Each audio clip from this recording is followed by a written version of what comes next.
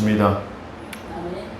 오늘은 로마이우스라고 하는 로마서 2장의 두 번째로 하나님의 심판 기준이라는 제목으로 부제로는 행위 구원에 관해서 은혜 받는 시간이 되기를 원합니다. 어저께 유튜브에서 잠깐 봤는데요. 지금도 모세 시대 광야에서 만나를 내린 것처럼 하늘에서 물고기가 내렸다고 한다면 여러분 좀 이해가 되십니까? 저도 깜짝 놀랐습니다. 근데 실제로 저 온두라스라고 하는 이오로라라는 작은 마을이 있는데요. 이 마을에는 매년 5월에서 6월 달에 두세 번 정도의 하늘에서 물고기가 내린다고 합니다.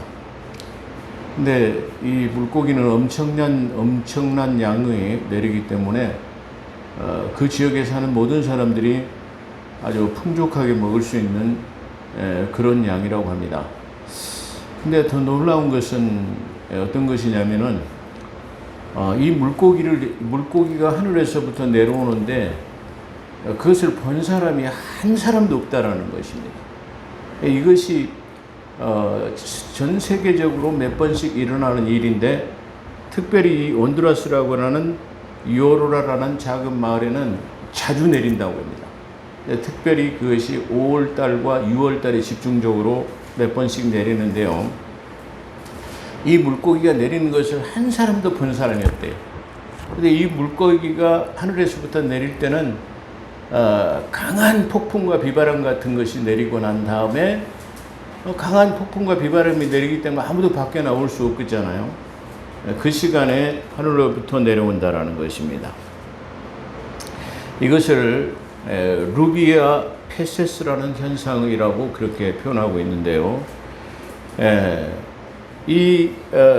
그래서 많은 세계의 과학자들이 도대체 이게 어떤 일 때문에 이렇게 하늘에서의 물고기가 내린가, 그걸 입증하기 위해서 많은 연구를 했지만 밝혀내지 못하고 있고요. 모든 과학자들이 발견된 것은 그 하늘에서 내린 모든 물고기의 눈들이 다 멀었다라는 사실입니다. 그거 하나밖에는 밝혀내지 못하고 있다고 그렇게 말합니다. 그래서 제가 그걸 보고 지금도 광야 40년 동안 이스라엘 백성들에게 내렸던 그 광야의 만나처럼 그 메추라기를 그 진 사면에다가 내리셨던 것처럼 지금도 그런 기적이 일어나고 있구나. 우리나라도 그 모세의 기적이라고 해가지고 그 진도에서는 이렇게 한 번씩 바다가 갈라지는 그런 현상도 나타나기도 하죠. 그런 걸 보고 참 놀라지 않을 수가 없고, 참 우리가 불가사의한 하나님의 솜씨가 아니면 할 수가 없는 일이다, 그렇게 한번 생각을 해봅니다. 자, 오늘 하나님의 심판 기준의 두 번째로 행위 구원에 대해서 말씀드립니다. 먼저 이 많은 이 기독교에서 논란이 되고 있는 것이 행위 구원이냐 믿음의 구원이냐, 이 두 가지 것을 가지고 계속해서 갑론을박을 했지만 정의를 내리지 못하고 있는데, 결론적으로 말한다고 한다면 우리 지금 이 시대를 살아가는 우리에게는 오직 의인은 믿음으로 말미암아 살리라 함과 같으니라. 오직 예수 그리스도를 믿음으로 말미암아 구원을 얻는 것인데, 그것은 행위를 요구치 아니한 그런 믿음이에요. 그렇다고 한다면 이 행위 구원이라는 것은 무엇이냐? 그래서 간단하게 먼저 말씀드린다면 바로 율법의 요구다, 그런 말이에요. 율법이 요구하는 것은 행위를 요구하는 것이에요. 율법을 만약에 읽었다 할지라도 그 행위가 뒤따르지 않는다면 그건 아무것도 아니에요. 그럴 때 율법이 요구하는 것은 행위를 요구한다, 그렇게 말할 수 있고요. 복음이 요구하는 것은 그냥 우리가 그것을 은혜로 받아들이기만 하는 행위를 요구하지 않는 것이다, 이렇게 딱 정의하면 될 수 있을 것이다, 그렇게 생각해 봅니다.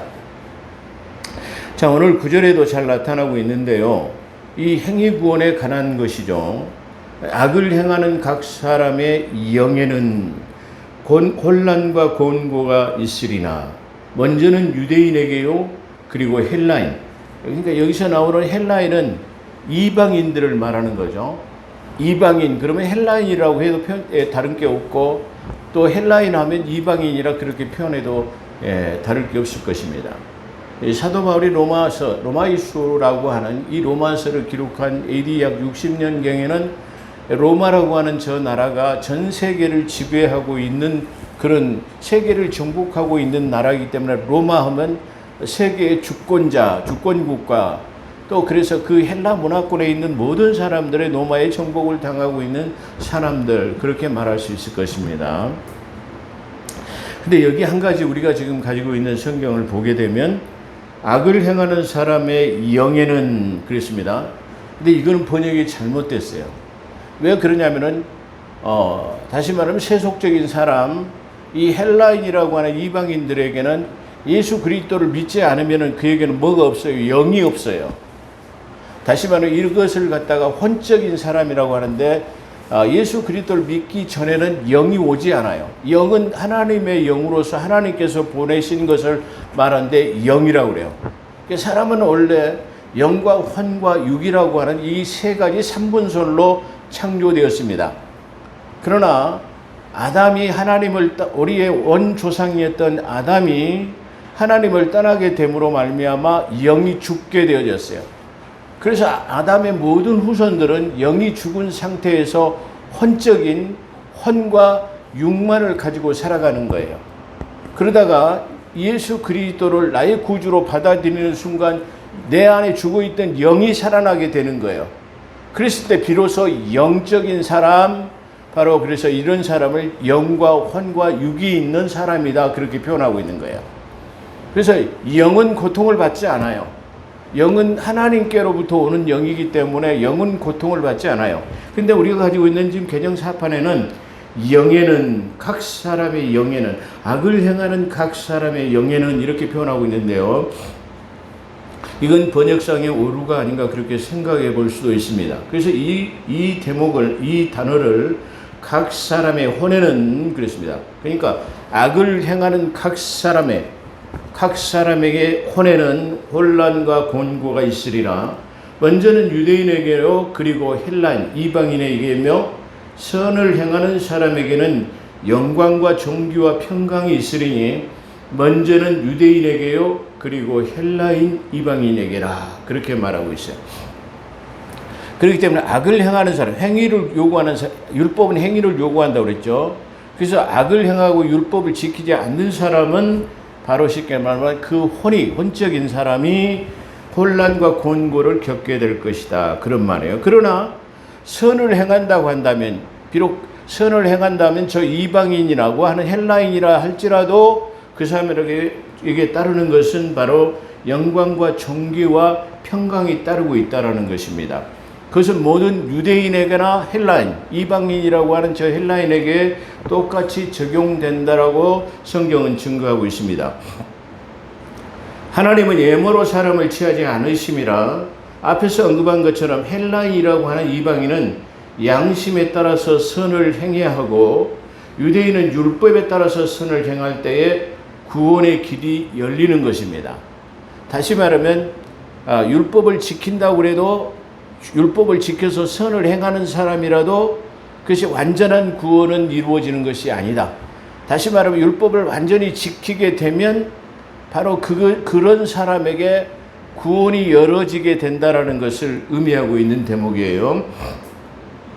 그래서 이 율법이 없는 헬라인이라고 하는 이방인도 뭘 지켜야 하느냐면 자기 양심에 따라서 선을 행해야 돼요. 그러니까 율법 이전의 사람이라 할지라도 무엇을 따라서 행해야 되죠? 다시 말하면 교회를 다니지 않고 율법이 없는 유대인이 율법이 없는 사람이라 할지라도 뭐가 있어요? 자기 양심에 있다라는 거예요. 양심은 항상 이성과 충돌해가지고 양심이 어떤 그릇된 행동을 하려고 하면은 바로 양심의 가책이 일어나요. 그래서 그걸 하지 않으려고 할 때 이성은 뭐냐면, 아니 그것 좀 해도 괜찮을 텐데 라고 그래가지고 이성과 양심이 충돌해가지고 그것을 하지 못하게 하는 경우를 말하는 것이에요. 그래서 바로 율법이 없는 저 헬라인이라고 하는 이방인에게는 바로 율법이 없다 할지라도 뭐가 있어요? 양심이라고 하는 율법이 있다라는 말이에요. 그래서 유대인이 아닌 저 이방인 헬라인이라 할지라도 양심이 있고 또 유대인에게는 율법이라는 것이 주어졌다라는 말이에요. 그래서 이방인은 양심에 따라 선을 행해야 하고 유대인은 율법에 따라서 선을 행할 때에 구원이 열어지는 것이다 라고 말하고 있어요. 우리가 이 앞선에 공부한 것처럼 7절에 보면 단서조항 같은 그런 단어가 들어있는데 참고 선을 행하면 정기와 영광에 이르게 됩니다 라고 그렇게 말하고 있어요.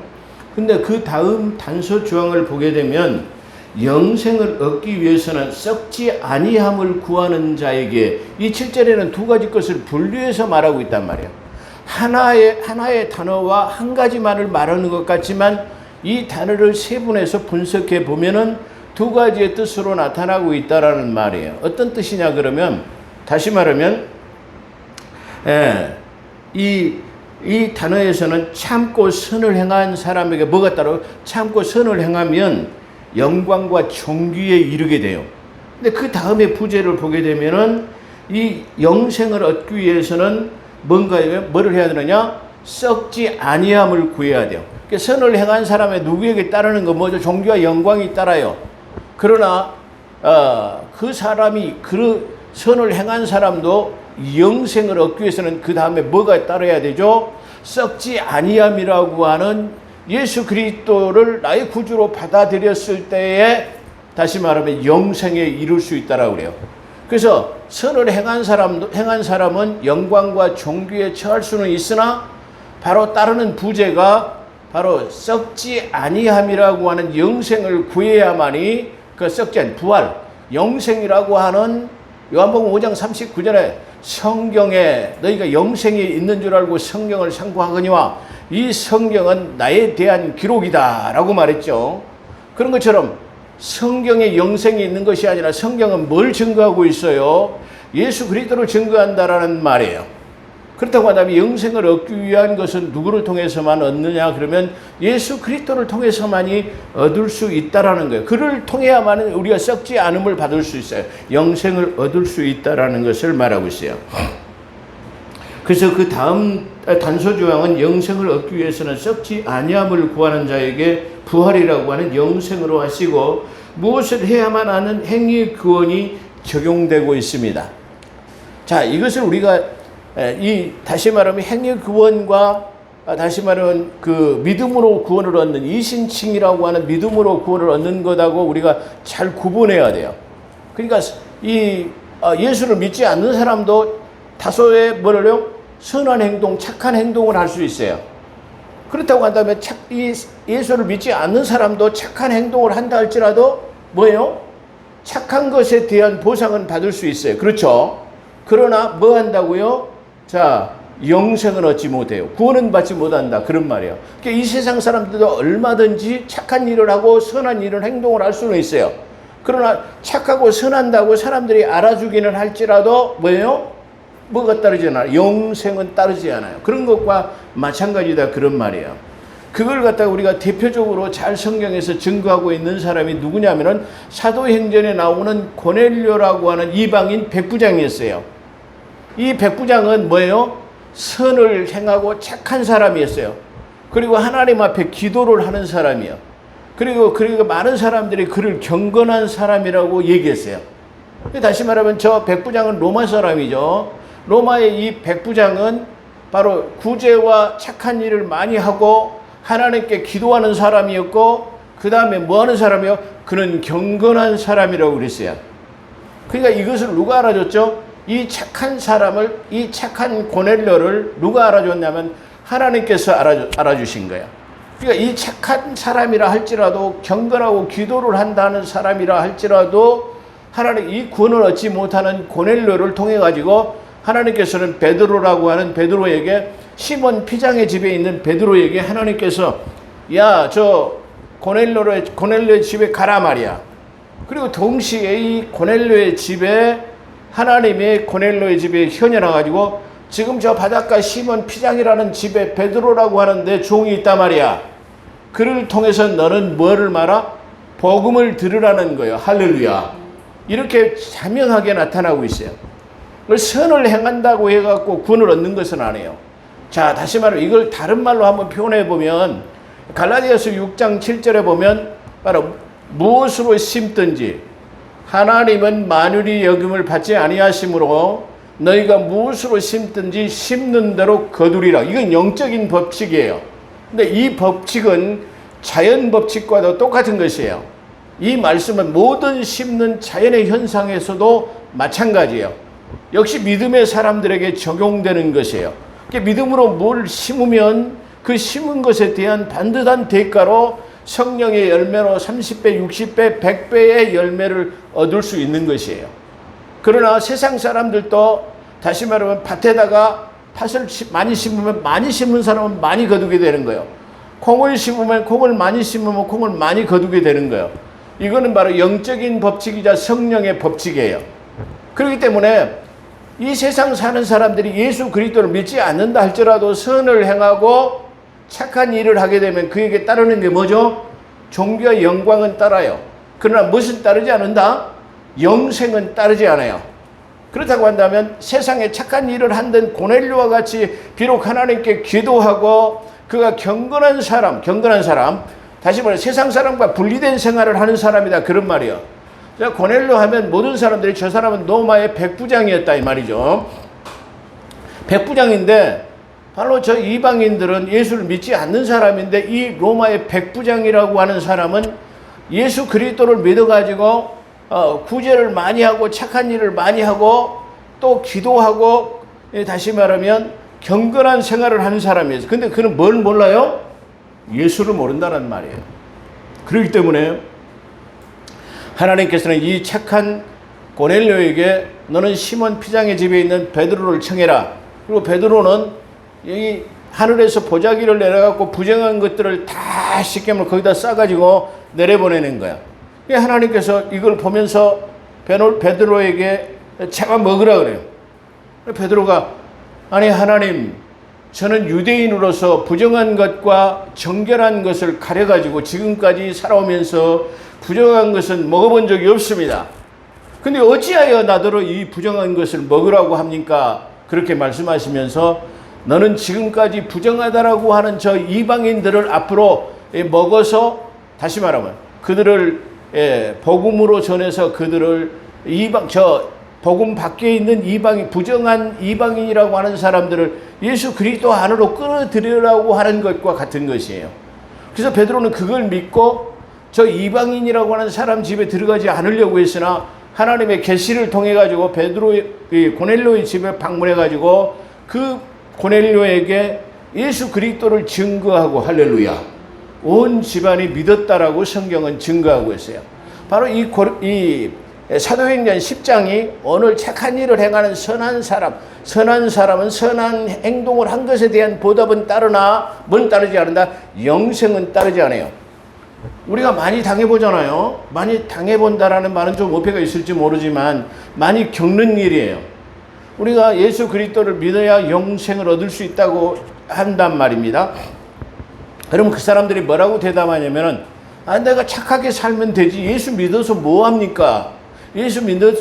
나는 예수 안 믿어도 얼마든지 착하고 깨끗하게 나무 사기치 않고 도둑질하지 않고 잘 삽니다. 이렇게 말하는 사람들이 있어요.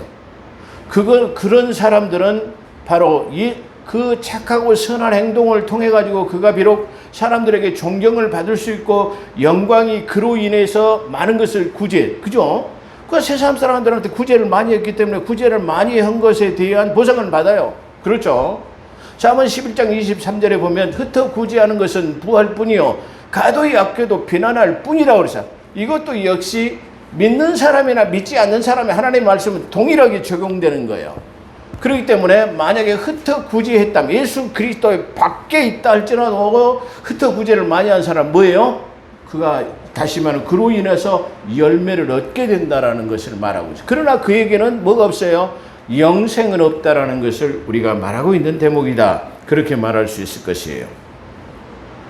그래서 하나님께서는 사람을 예모로 보지 않으신다라는 것은 그 사람의 선을 행한 행동과 마음의 상태를 말하는 것이에요.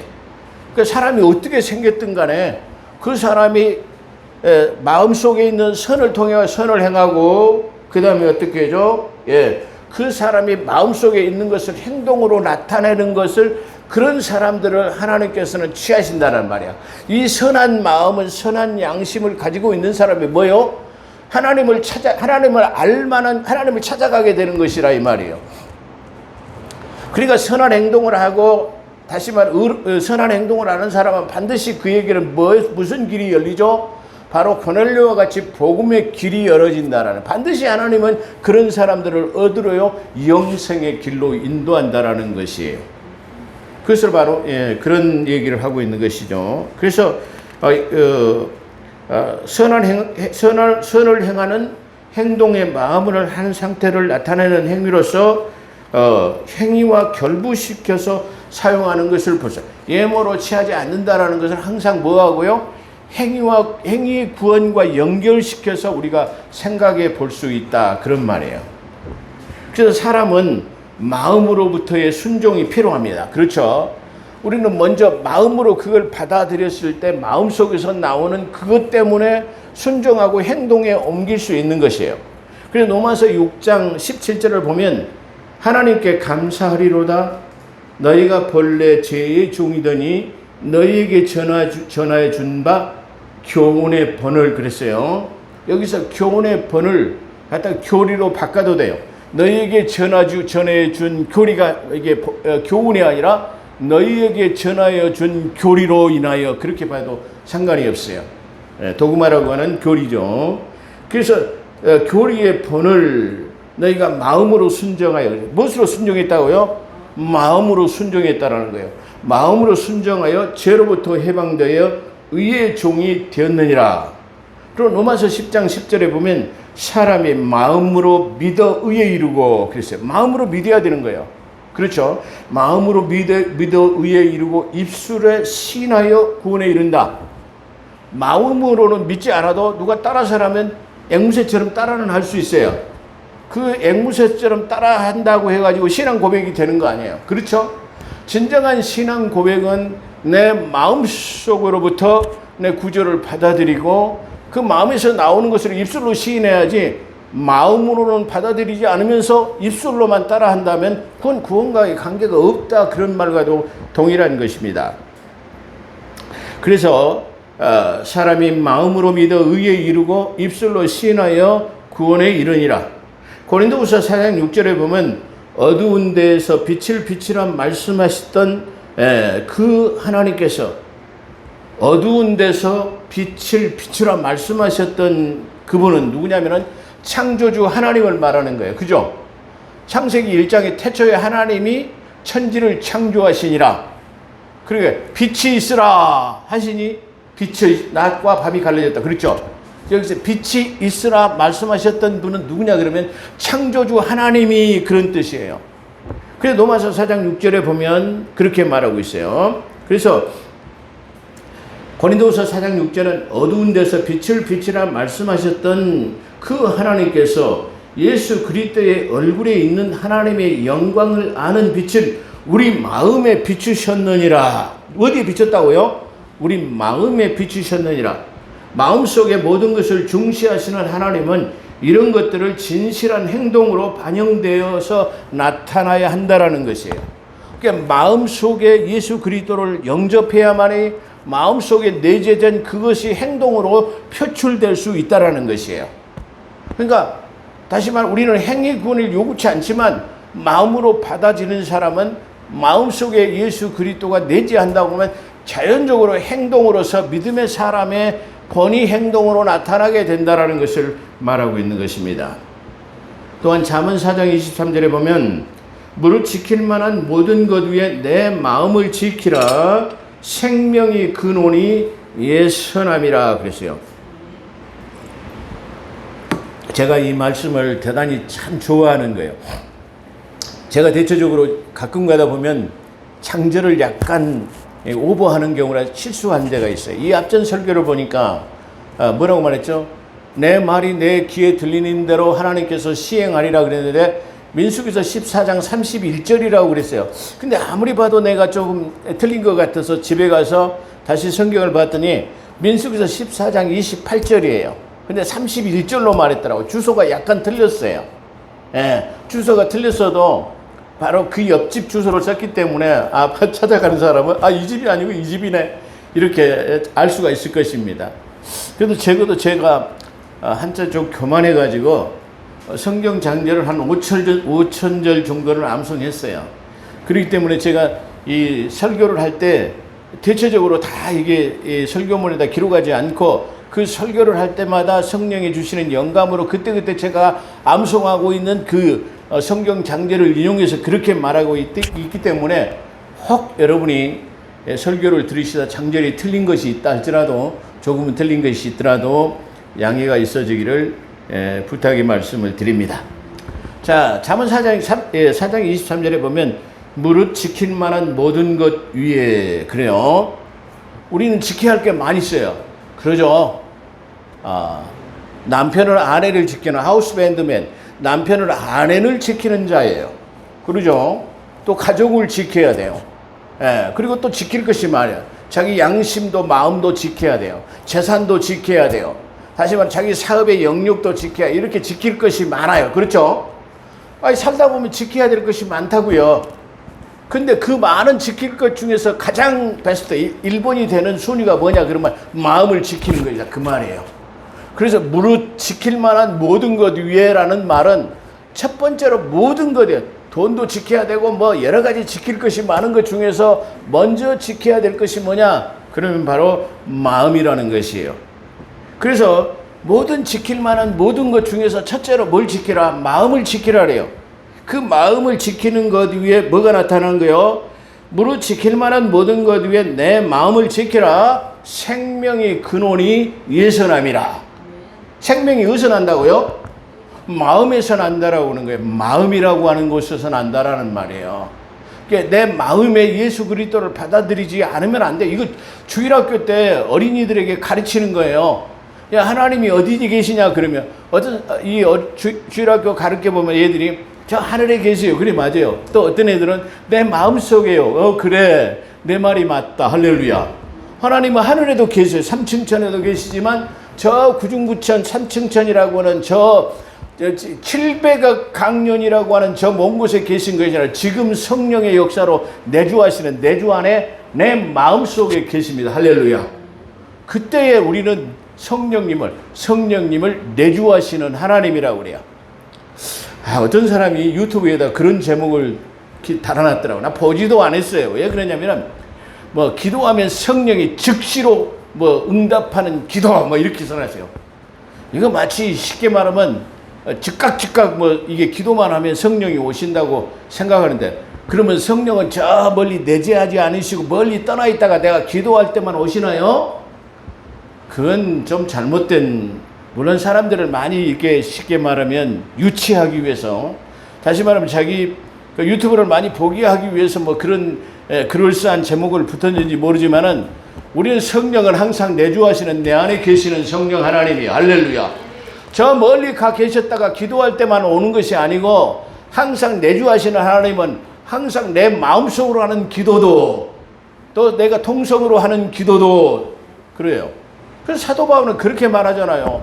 너희가 영으로 기도하고 육으로 기도하고 할렐루야. 영으로 참여하고 육으로 참여하고 그때도 항상 성령은 내주하시는 하나님이요. 성령 하나님은 따로 떠나 계시다가 내가 기도할 때만 오고 내가 필요할 때만 오시는 게 아니에요. 항상 그 성령 하나님은 내 안에 계신다는 사실을 믿게 되시기를 주의 이름으로 축원합니다. 내가 어디로 가더라도 그는 나와 함께 계신다는 사실을 나와 여러분이 인식하게 되시기를 주의 이름으로 축원합니다. 자, 그런 것처럼 무릇 지킬 만한 모든 것 위에 내 마음을 지키라. 생명의 근원이 예선하며. 어디서 마음속에서 난다 그런 말이죠. 자, 중요한 제목이죠. 자, 성경에서 율법이 없이 죄를 지은 사람은, 여기서 율법이 없는 헬라인을 말하죠. 이방인이라고 하는 헬라인. 율법이 없이 죄를 지은 헬라인은 다시 말하면 이방인을 지칭하죠. 모든 율법이 없이 망하고 율법이 없는 이방인에게는 율법이 없어서 망해요. 그렇죠? 그 율법 안에 있는 사람 누구죠? 유대인을 말하죠. 율법 안에 있는 유대인도 율법으로 또한 망하게 돼요. 그래서 죄를 지은 사람들은 모두 율법에 의해서 심판을 받게 돼요.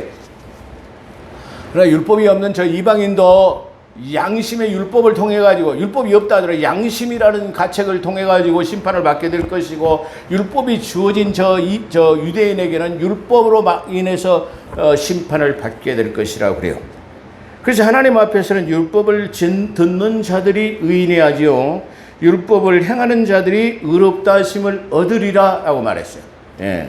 그래서 율법이 없는 이방인은, 헬라인은 본성으로 율법에 있는 일들을 행할 때에 율법이 없어도 이것이 스스로 본성이라는 말이죠. 율법이 없어도 뭐예요? 내 본성이라고 하는 선한 양심을 통해서 하나님을 찾아갈 만한 것, 내 그 양심을 통해 가지고 그걸 갖다 뭐라고요? 양심을 뭐라고요? 본성이라고 그래요. 스스로 그래요. 그 본성이 율법이 없어도 이것이 선과 악을 분별할 수 있어요. 할렐루야. 그것을 지금 말하고 있다 그런 말이에요. 그래서 율법이 없는 이방인들은 본성으로 율법에 있는 일을 행할 때는 율법이 없어도 이것이 본성으로 율법이 되나니 그랬어요. 그들은 양심을 증거하고 그들의 이성이 송사하거나, 이성, 제가 아까 조금 전에 서두에 설명했어요. 양심과 이성이 서로 송사해. 다시 말하면 서로 부딪혀가고 충돌한다라는 말이 송사. 야, 이것이 옳고 그런 것이야, 해도 돼 안 해도 돼, 이렇게 쉽게 말하면 양심과 이성이 가지고 있는 거야. 예를 들어 쉽게 표현한다면, 내가 11조를 내려고 10만 원을 가지고 있어. 그리고 11조를 내야 되는 것은 내 양심이 지금 하나님께 그걸 내라고 하는 거예요. 근데 이성은, 야, 오늘 지금 전기세 내야 되는데, 수도세 내야 되는데, 등록금 내야 되는데, 그걸 말해요. 그래서 그 양심이 가르치는 11조를 내야 되는 그 양심의 본성에 따라서 이성은, 아니야, 돈 쓸 때가 많잖아, 우선 쓰고 다음에 많이 낼게. 에? 사단이 고도의 전략이 뭐냐면은 하지 마가 아니에요. 사단은 뭐죠? 지금 하지 마라가 아니라 다음에 해야 할 거예요. 항상 이 사탄에게 뭐가 속는 거죠? 사단은 못 오게 하면 안 돼요.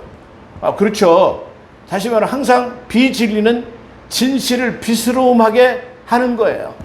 그런 것처럼 뭐요? 이 사탄은 바로 못하게 하는 것이라, 에이, 오늘 급한 게 좀 쓰고 내일 하면 되잖아, 다음에 월급 타면 하면 되잖아, 이렇게 해가지고 그날 하지 못하도록 만드는 게 사단의 고도의 계략이라는 사실을 우리가 알아야 할 것입니다. 이런 것처럼 서로 그 마음에 그들이 이성과 양심과 이성이 송사한다라는 말은 그런 뜻이에요. 내 양심은 그걸 하도록 하는데 이성이, 야, 쓸 것도 많은데 뭐 그거 해야 돼 말아야 돼, 이렇게 서로 변론하고 송사하는 것, 그걸 말한다 그런 말이에요. 아주 쉬운 말이죠. 근데 이 율법과 복음에 대해서 제가 이 로마서를, 지금 제가 강의하고 있는 것이 로마서, 그 다음에 시편, 그 다음에 히브리서를 지금 강의하고 있어요. 근데 이걸 계속 강의하다가 이게 한 번씩 건너뛰면 또 잊어버릴 것 같아서 계속 해야 되는데 그런 생각도 해봐요.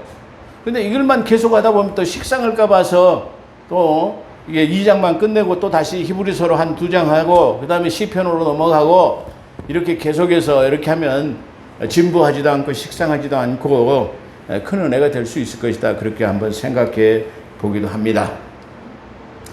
그래서 서로 변명하여 그들의 마음에 기록된 율법의 행위를 보여준, 마음에 기록된 율법이라고 그러죠. 마음의 양심을 통해서 그것이 기록됐다, 마음의 신비에 기록됐다, 이런 말이죠. 이런 일을 하나님께서 나의 복음대로 예수 그리스도를 통하여 사람들의 은밀한 것을 심판하실 그날이 있을 것이다 그래요. 그러니까 다시 말하면 모든 유대인도 그리스도의 밖에 있는 사람 뭐죠? 전부 다 심판받아요. 자, 그리스도인들도 심판날에 그리스도의 심판석에 선다라고 말해요. 그런데 여기서 그리스도의 심판석에 선 사람들은 누구만 가냐면 그리스도만 가요. 그리스도인들은 이미 구원을 받아서 예수 그리스도의 핏값이 지불되어졌기 때문에 심판이 필요 없어요. 그래 변호사인 예수 그리스도가 이 사람 내가 대신 빚값을 지불했어. 이 사람의 죄값을 내가 대신 지불했어. 대신 내가 죽었어라고 말하기 때문에 우리 심판에 서지 않아요. 그렇다고 하면 고린도전서 3장에 나오는 그리스도의 심판석은 말 그대로 그리스도인들만 가는 심판석이에요. 근데 이 심판석은 뭐냐? 바로 내가 그리스도인으로 살아가면서 하나님께 얼마나 영광을 돌리고 헌신했느냐에 따라서 상급을 받는 심판. 할렐루야. 그 상급은 쉽게 말하면 우리 교회 서신서에서 나와 있는 5개의 면류관을 받기 위한 심판석인 줄 믿습니다. 다음에 이 5개의 면류관에 대해서 한번 설교할 때가 있을 것입니다. 자, 그런 것처럼 그걸 말해요. 그러나 요한계시록에 나오는 백보자 심판이라고 하는 흰보자 심판에는 믿지 않는 사람들이 저 영원한 불못이라고 하는 지옥을 가기 위해서 많은 사람들이 거기에 서 있는 것을 말해요. 그게 그날의 심판을 받게 된다는 그날 라스트 데이라고 하는 마지막 날에 너희가 심판, 어디로 가기 위해서? 지옥 가기 위해서 받는다라는 그 말이에요. 그렇기 때문에 이 성경 어디에도 구원받은 그리스도인이라거나 하나님의 자녀에게는 심판이라고 하는 그날 마지막 라스트 데이, 그날에 대해서 심판이 있을 거리라는 말은 한마디도 없어요. 할렐루야. 이게 얼마나 참 위대한 것이라는 사실을 우리가 알 수 있어요. 그래서 로마서를 많이 읽게 되면 읽을수록 우리 믿음이 강화돼요. 이 로마서를 많이 읽으면 읽을수록 더 큰 은혜가 되고 더 믿음이 굳게 서는 그런 결과를 가져오게 하는 것입니다. 그래서 마음에 기록된 율법의 행위를 보여주시나 이런 일은 하나님께서 나의 복음대로, 나의 복음이라고 하는 것은 사도 바울은 여기서 내 복음, 나의 복음이라고 말해요. 이 나의 복음이라고 하는 내 복음도 다시 한번 설명드릴 수 있는데 오늘 간략하게 먼저 말씀드린다고 한다면 내 복음은 사도 바울은 나의 복음은 은혜의 복음을 말해요. 사도 바울이 전한 복음은 행위 구원이 아닌 내 복음은 은혜의 복음. 누구나 값없이 행위의 대가가 없이 그저 선물로 받는 것을 뭐라고요? 은혜의 복음이라고 해요. 그러니까 다시 말하면 이 은혜의 복음은 내가 무엇을 해야 얻는 것이 아니에요. 나는 아무것도 하지 않아도 내가 예수 그리스도를 믿기만 하면 그냥 그저 얻어지는 그 구원을 갖다가 은혜의 구원이라고 그래요. 그래서 사도 바울은 내가 말한 나의 구원, 나의 복음, 내 복음, 그것은 바로 은혜의 복음을 말해요. 사도행전 20장에 나와 있죠. 다음에 설명할 기회가 있을 것입니다. 그래서 다음에 설명할 것입니다. 결론입니다. 율법은 뭐냐 그러면 서두에 말한 것처럼 행위를 요구하는 것이에요. 율법은 뭐 행위를 요구하는 거예요. 근데 율법이 요구하는 613가지라고 하는 그 행위를 갖다가 다 할 수 없어요. 자그마치 한두 가지가 아니고 몇 개요? 613가지라고 하는 바로 갖다가 우리의 삶 속에 일어나는 것들을 전부 다가 그것을 해야 돼요. 그러니까 어떻게 보면은 율법이라고 하는 것은 613가지라고 하는 율법의 조문을 다 암기하고 있다가 이건 이래서 안 돼, 저건 저래서 안 돼. 다 안 해야 돼요. 근데 그걸 다 암기할 수 있나요? 자칫 잘못하면 이게 잊어버릴 수밖에 없어요. 마음의 신비에 새기지 않으면 이 율법의 조문은 의문의 조문이라고 이게 누구와? 모세는 그렇게 말해요. 그래서 율법은 의문의 조문이라고 그래요. 자, 사람이 얼마나 잊어버리기 쉬운 건지 제가 한번 말씀을 드려볼까요? 시므이라는 사람은 다윗의 아들 압살롬이 다윗을 반역해가지고 쿠데타를 일으켰어요. 그 얼마나 이 쿠데타가 급박한 상황이었는지 다윗이 이게 도망을 가는데 신발도 신지 못하고 도망가요. 옷도 제대로 입지 못하고 막 그냥 머리는 흥그러진 채에 울면서 지금 도망을 가는 거야. 그러니까 시므이라는 사람이 나와가지고 고소하다 그 자식. 말이야 임금으로 앉았다가 말이야 가진 못된 폐악질은 다 하고 말이야. 그 사울의 왕권을 갖다가 찬탈하더니 말이야 잘 됐다 말이야. 그게 인과응보야. 너도 나무 자리를 찬탈하더니 너도 그런 모양으로 또 자리를 뺏기는구나. 그렇게 쉽게 말하면 시므이가 조롱을 했어요. 다윗이 도망가는데 나와가지고 이게 도와주지는 못할 망정 그렇게 비아냥거리고 저주를 하는 거예요. 그 시므이가. 다윗이 그것이 얼마나 참 안타까웠는지 몰라. 근데 이 비열한 시므이는 어떠냐면은 이제 이 쿠데타가 이 무위로 끝났어요. 그래서 다시 다윗이 복귀를 하면서 예루살렘으로 귀환을 하려니까 이 약삭빠른 시므이가 다시 와가지고 납작 엎드려가지고 용서를 빌었어요. 그러니까 다윗이 죽이고 싶었지만 그 나와서 비는 용서하는 사람을 또 쉽게 말하면 소인배처럼 야 이게 목 잘라 이럴 수는 없고 그래 내가 용서하지. 그렇게 용서는 했어요. 그런데 이 다윗의 마음에 그 환란 시대에 자기에게 했던 것을 잊지 못해요. 그래서 죽으면서 자기 아들 솔로몬에게 유언을 합니다. 어떻게 유언하냐면 야 솔로몬아 저 시므이라는 사람은 절대로 그가 곱게 저 쉽게 말하면 지하로 내려가지 못하도록 해라 말이야. 반드시 형벌을 네가 이 땅에서 치르게 하게 하라 말이야. 그래서 이 솔로몬이가 그걸 유언으로 남겼어요. 솔로몬이 왕이 돼가지고 야 시므이야 시므이를 데려오라. 시므이가 딱 데려와서 머리불 끌쳤어요. 너 시므이야 너가 내 아버지 다윗을 네가 심히 조롱하고 비아냥거린 적이 있지? 내가 널 쳐 죽여도 시원치 않은데 내 아버지께서 너를 죽이지 말라고 했기 때문에 내가 용서는 한다. 그런데 너는 네 집에 살고 있는 저 개울가가 있는데 너 그 집에서 개울가에 절대로 벗어나면 너는 죽으리라 그랬어요.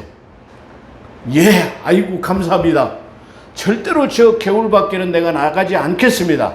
그래가지고 솔로몬에게 서운을 했어요. 그 뭐예요? 이 사람이 이 시므이는 지금 그 자기 앞에 있는 개울만 건너면 무조건 뭐예요? 사형이 죽는 거예요. 근데 어느 날 그렇게 해서 평화로운 시대는 계속되는 거 얼마의 시간이 지났어요. 근데 자기 집에 살고 있는 종이 도망을 가버린 거야. 그러니까 누가 급박하게 쫓아가가지고 이 시므이에게 뭐요? 야 지금 저 종이 도망가 버렸어. 빨리 가서 자고 와야 돼. 그러니까 뭐요? 내가 저 강가만 건너기만 하면 죽는다는 것을 알아야 되는데 뭐예요? 그걸 잊어버린 거야. 왜 잊어버렸죠? 마음에 새기지 않았기 때문에. 마음에 새겼다고 한다면 안 돼. 나는 이 개울가를 건너기만 하면 나는 죽어. 그걸 알았어요. 알아야 돼요. 근데 뭐요? 이 사람은 율법의 조항처럼 그것을 마음에 새기지 않았기 때문에 그걸 잊어버려요. 그렇기 때문에 펄쩍 자기도 모르는 사이에 뭐요? 넘어버렸어요. 그러니까 그 주변의 사람들이 저 사람은 솔로몬의 왕이라는 사람이 가택연금을 시켜가지고 자기 집 그 동네 안에서는 떠나지 못하고 시냇가를 건너면 죽인다고 했는데 건너버렸어요. 그러니까 누구요? 어떤 사람이 고발해버린 거야. 저 시므이가 바닷가 저 개울가를 건넜습니다. 그래가지고 그 시므이가 처형됐어요. 그런 것처럼 마치 율법의 조항이라는 것은 이런 거예요.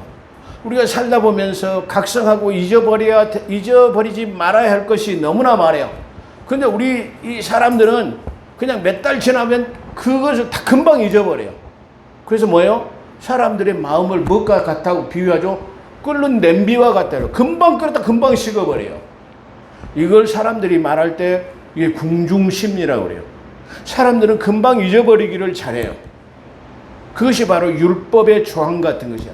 그래서 그 의무는 곧바로 내 마음의 신비에 새겨놓지 않으면 잊어버릴 수밖에 없다라는 것을 말하는 것이에요. 그래서 율법은 행위를 요구하는 것입니다. 즉 행위 구원은 율법과 관계가 있는 것입니다. 그러나 복음은 행위를 요구하지 않는 은혜 구원을 말하는 것입니다. 그러므로 이 시대에 살아가는 나와 여러분은 다시 말하면 거저 선물로 하나님의 은혜로 구원받은 것에 대해서 이 말씀을 통해서 얼마나 더 하나님께 영광을 돌릴 수 있다는 사실을 우리가 기억하면서 늘 감사하는 삶을 살게 되시기를 주의 이름으로 축원합니다. 기도하겠습니다. 거룩하시고 자비로우신 하나님 아버지, 오늘 하나님의 판단 기준의 두 번째 율법의 행위에 대해서 행위 구원에 관해서 은혜를 나눴습니다. 우리 마음 가운데에 예수 그리스도를 주신 것을 진실로 감사합니다. 우리 마음 가운데 주신 이 예수 그리스도를 하나님 지키는 것에 하나님 모든 것을 다 하나님 바쳐 지킬 수 있는 그런 복된 삶이 되게 도와주옵소서. 오늘도 함께 하신 것 감사하며 우리 구주 예수 그리스도 이름으로 감사기도 드리옵나이다. 아멘.